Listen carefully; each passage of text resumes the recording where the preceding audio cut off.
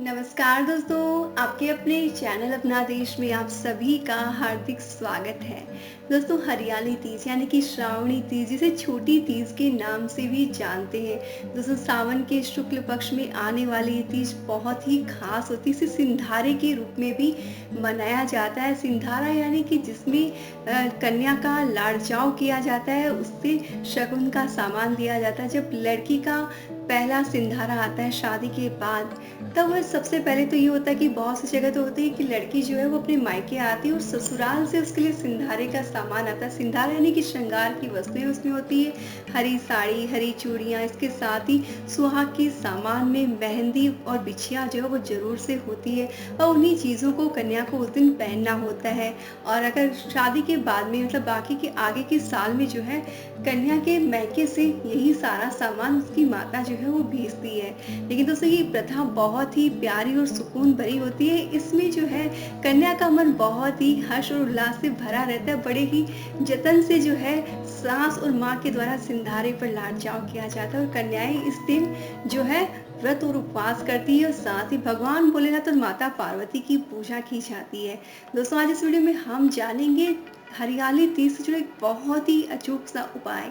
साथ ही जो लोग पूजा करते हैं उन्हें इस दिन माँ गौरी के एक विशेष मंत्र का जाप करना चाहिए, जिससे उन्हें अखंड सौभाग्य की प्राप्ति हो। इसके साथ ही सुनेंगे हरियाली तीज की कथा। इसलिए दोस्तों, वीडियो आपने पूरा देखना। इन्फॉर्मेशन अच्छी लगे तो कमेंट में जय माता दी या ओम नमः शिवाय आप जरूर से लिखें। और साथ ही दोस्तों, अपना देश चैनल में पहली बार आए तो चैनल को सब्सक्राइब कर लीजिएगा और साथ ही घंटी के बटन को प्रेस कर दीजिएगा, ताकि चैनल की कोई भी अपडेट आपसे मिस ना हो। तो चलिए जान लेते हैं दोस्तों सारी उन सभी बातों से जिनसे आपके जीवन में आने वाली है अपार खुशियाँ। दोस्तों, 2020 में हरियाली तीज जो है वो 23 जुलाई को आने वाली 23 जुलाई यानी गुरुवार का दिन है। हरियाली तीज पर शिव पार्वती जी की पूजा की जाती है, व्रत किया जाता है। शिव पुराण के अनुसार इस दिन भगवान शिव और देवी पार्वती का पुनर्मिलन हुआ था। और उत्तर भारतीय राज्यों में तीज का त्योहार बड़े ही धूमधाम से मनाया जाता है। दोस्तों, मान्यता तो यह है कि इस दिन विवाहित महिलाओं को अपने मायके से आए हुए कपड़े पहनने चाहिए। साथ ही श्रृंगार में भी वही चीजों का इस्तेमाल करना चाहिए जो उनके मैके से आया होता है।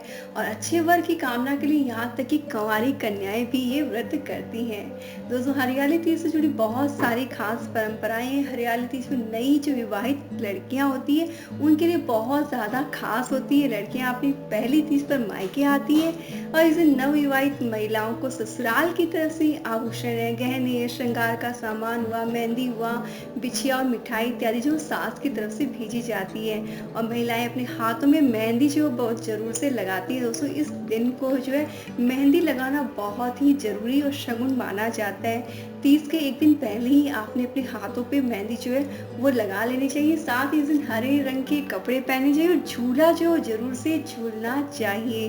और इसके साथ दोस्तों, अलता जिसे महावर कहते हैं, उसे सुहाग का प्रतीक माना जाता है। इसलिए इस दिन महिलाएं अपने पैरों में अलता जो जरूर से लगाएं। और पूजा करने के बाद सुहागिन स्त्रियां अपने घर के बड़े बुजुर्गों का आशीर्वाद लेती है। और इस दिन सुहागी देने की भी परंपरा, सुहागी जो होती है सास को या किसी सुहागन स्त्री को दी जाती है। यानी कि कहते हैं कि सुहाग बांटने से बढ़ता है, यानी कि सुहाग से जुड़ी हुई चीजें जो होती हैं वो आपको अन्य जो सुहागिन स्त्रियां हैं उनको जरूर से दान करनी चाहिए। इस दिन हरी चूड़ियां, मेहंदी इत्यादि का दान करना बहुत ही शुभ माना जाता है। और दोस्तों, हरियाली तीज पर हरी चूड़ियां जो है वो जरूर से पहननी चाहिए। दोस्तों, 2020 में जो श्रावणी तीज है, तृतीया तिथि जो 22 जुलाई को शाम को 7:23 से शुरू होगी और ये तीज जो है वो समाप्त होगी 23 जुलाई को शाम को 5:04 पे। यानी कि आपने जो श्रावणी तीज का या हरियाली तीज का व्रत है वो 23 जुलाई गुरुवार के दिन करना रहेगा। दोस्तों, आप जान लेते हैं कि इस दिन की पूजा कैसे करनी चाहिए। दोस्तों, पूजा जो हरियाली तीज, कजरी तीज या हरतालिका तीज, तीनों में सेम ही होती है। जैसा आपका पैटर्न हो, जिस तरह से आप पूजा करते हैं आपने वैसे ही करना है। कोई नया आपने पैटर्न अडॉप्ट बिल्कुल भी नहीं करना चाहिए। जिस तरह से आप व्रत करते हैं वैसे ही व्रत करना चाहिए। बेसिकली ये जो व्रत होता है ये शाम तक का निर्जल व्रत होता है। शाम तक जो कन्याएं या स्त्रियां होती हैं वो बिल्कुल निर्जल व्रत करती हैं, संकल्प लेती हैं सुबह में और फिर शाम तक निर्जल रहती हैं और शाम को पूजा करने के बाद ही कुछ खाती हैं। इसलिए दोस्तों इस दिन आपने सुबह जल्दी उठकर स्वच्छ साफ वस्त्र पहने, हो सके तो हरे रंग के ही कपड़े आपने पहनने चाहिए। सुबह में ही पूरे मन से आपने व्रत का संकल्प ले लेना है और फिर पूरे दिन आपने अच्छे से माँ गौरी और भगवान भोलेनाथ के मंत्रों का जाप करते रहना चाहिए। और फिर शाम के समय दोस्तों 2 तरीके से पूजा होती है, या तो आप अपने घर में ही चौकी या पट्टे पर जो है भगवान की स्थापना कर सकते हैं, और बहुत जन जो है किसी पार्क में या गार्डन में जाके बाग बगीचों में पूरे ग्रुप के साथ भी पूजा करते हैं। अगर आप ग्रुप में वैसे भी दोस्तों इस बार पॉसिबल नहीं है, कोरोना के चलते ये सब बिल्कुल भी आप नहीं कर पाएंगे, इसलिए आपने पूजा जहाँ तक हो घर में ही करनी है। इसलिए एक चौकी या पाटा जो लगा ले, साथ ही गंगा जल मिला ले मिट्टी में, और उस मिट्टी से आपने शिवलिंग, भगवान गणेश और माँ गौरी की प्रतिमा जो है वो आपने बना लेनी है। और उन प्रतिमाओं को बनाने के बाद में उन पर हल्का सा गंगा जल का फिर से छिड़काव कर देना चाहिए, और फिर देवताओं का आह्वान आपने करना है। भगवान गणेश की पूजा करने के बाद में भगवान भोलेनाथ की आपने पूजा करनी है। उसके बाद में श्रृंगार का जो सामान है वो आपने माँ गौरी को अर्पित कर देना है। इस तरह से आपने पूरे विधि विधान से जो है पूजा करनी चाहिए। पूजा करने के बाद में हरियाली तीज की कथा जो जरूर से सुननी चाहिए।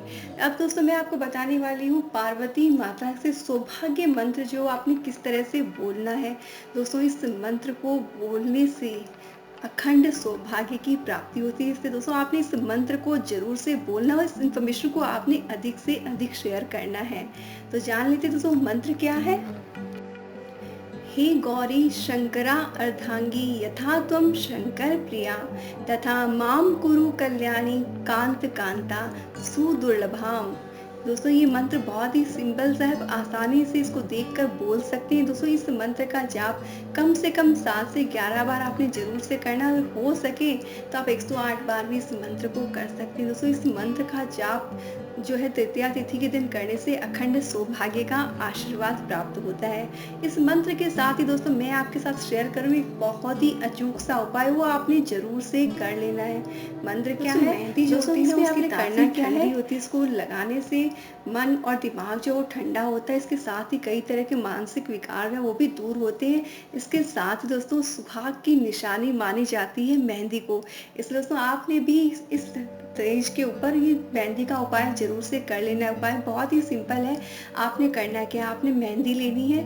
मेहंदी आपने 3 या 4 जगह, आप जितनी जगह पैकेट्स बना सकते हैं उतने पैकेट आपने बना लेने हैं। कम से कम 3 पैकेट आप बना लें। फिर अपने आसपास कोई अगर माँ गौरी का मंदिर हो, आपने ये ध्यान रहे कि आपने किसी माता के मंदिर में ही चढ़ाना है। वो 3 पैकेट लेके जाने हैं माता के मंदिर में। फिर माता के मंदिर में आपने वो 3 या 4 पैकेट जो बनाए वो अर्पित कर देने। उसके बाद में पंडित जी से कहकर आपने 1 पैकेट तो माँ को अर्पित कर देने, बाकी के सारे पैकेट जो आपने अपनी झोली में यानी कि अपना पल्लू होता है ना उसके अंदर आपने डलवा लेने, जैसे कि आपने माँ से अखंड सौभाग्य का आशीर्वाद लिया हो।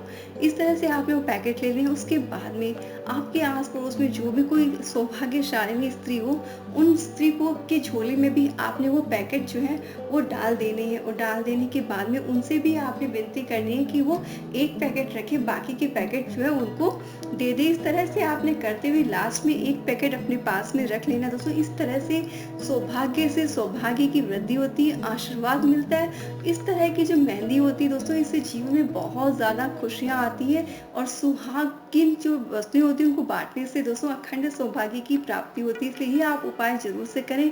और अगर आप मेहंदी का उपाय ना कर सके तो आपने दोस्तों सिंदूर या बिंदी का उपाय भी आप कर सकते हैं, क्योंकि दोस्तों इस दिन सुहाग की वस्तुएं बांटने से अखंड सौभाग्य जो है वो मिलता है। तो आपने ये उपाय जरूर से कर लेना है। और अब सुन लेते हैं दोस्तों हरियाली तीज की कथा।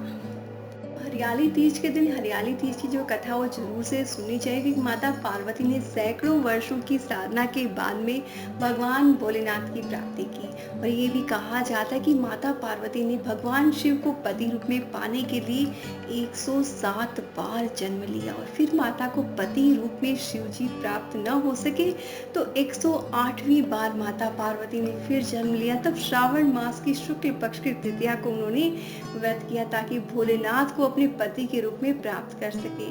और दोस्तों कहा जाता है कि इस व्रत के प्रभाव से शिव पार्वती का मिलन हुआ। तब से ही ये मान्यता है कि इस व्रत को जो भी सुहागिनें करेगी उनका सुहाग दीर्घायु होगा। और हरियाली तीज की दोस्तों एक बहुत ही पौराणिक कथा है। वो इस प्रकार है कि एक दिन भगवान शिव माता पार्वती को अपने मिलन की कथा सुनाने लगे। वे बताते हैं कि पार्वती, तुमने मुझे अपने पति रूप में पाने के लिए 107 बार जन्म लिया, लेकिन मुझे पति के रूप में न पा सकी, और 108वीं बार तुमने पर्वतराज हिमालय के घर जन्म लिया। उन्होंने कहा कि देवी, तुमने हिमालय पर मुझे वर के रूप में पाने के लिए घोर तप किया। इस दौरान तुमने अन्न जल त्याग कर सूखे पत्ते का आहार ग्रहण करके दिन व्यतीत किए। तमाम अड़चने आई, लेकिन तुम्हारे तप में बाधा न पहुंचा सकी। तुम वन में गुफा के भीतर पूरी श्रद्धा और निष्ठा से मेरी आराधना में लीन थी। तप के दौरान श्रावण माह के शुक्ल पक्ष की तृतीया को तुमने रेत के एक शिवलिंग का निर्माण कर मेरी आराधना की। इससे प्रसन्न होकर मैंने तुम्हारी मनोकामना जो है वो पूर्ण की। तभी तुम्हारे पिताजी तुम्हें लेने पहुंचे और तुमने उनसे कहा कि पिताजी, मैंने घोर तपस्या करके भोलेनाथ को प्रसन्न किया है। उन्होंने मेरी तपस्या से प्रसन्न होकर मुझे स्वीकार कर लिया है। अब मैं आपके साथ एक ही शर्त पर चलूंगी कि आप मेरा विवाह भोलेनाथ के साथ करेंगे। पर्वतराज ने तुम्हारी इच्छा स्वीकार कर ली और तुम्हें वापस घर ले आए, और कुछ समय के बाद उन्होंने पूरे विधि विधान के साथ हमारा विवाह किया। भोलेनाथ कहते हैं कि पार्वती, इस शुक्ल पक्ष की तृतीया को तुमने मेरी आराधना करके जो व्रत किया था, उसी के परिणाम स्वरूप हम दोनों का विवाह संभव हो सका। और इस व्रत का महत्व यह है कि व्रत को पूर्ण निष्ठा से करने वाली प्रत्येक स्त्री को मैं मन वांछित फल देता हूँ। भोलेनाथ ने पार्वती जी से कहा कि जो भी स्त्री इस व्रत को पूरी श्रद्धा और निष्ठा से करेगी, उसे तुम्हारी तरह अचल सुहाग की प्राप्ति होगी। मान्यता है कि जो भी व्यक्ति इस कथा को सुनता है, जो भी स्त्री इसको सुनती या पढ़ती है, उसे अखंड सौभाग्यवती होने का आशीर्वाद जो है वो प्राप्त होता है। इसलिए दोस्तों, जो भी हरियाली तीज का व्रत करते हैं, उन्हें हरियाली तीज की कथा जो है वो जरूर से सुननी चाहिए। इसके साथ ही दोस्तों, आप इस वीडियो को अधिक से अधिक शेयर करें ताकि सभी लोग इस कथा का आनंद ले सकें। साथ ही दोस्तों, मैंने जो आपके साथ मेहंदी और बिंदी का उपाय शेयर करा है, वो भी आपने जरूर से करना है। और इसके साथ ही जो मंत्र मैंने बताया दोस्तों, वो आपने जरूर से बोलना है। अगर आपको याद ना हो तो आप मोबाइल में देखते देखते पढ़ सकते हैं। आपको स्क्रीन में जो है वो जो श्लोक है, मंत्र, वो दिखाई दे जाएगा। इसके साथ ही दोस्तों, इन्फॉर्मेशन अगर अच्छी लगी तो शेयर जरूर से कीजिएगा और कमेंट में जरूर से लिखें ओम नमः शिवाय।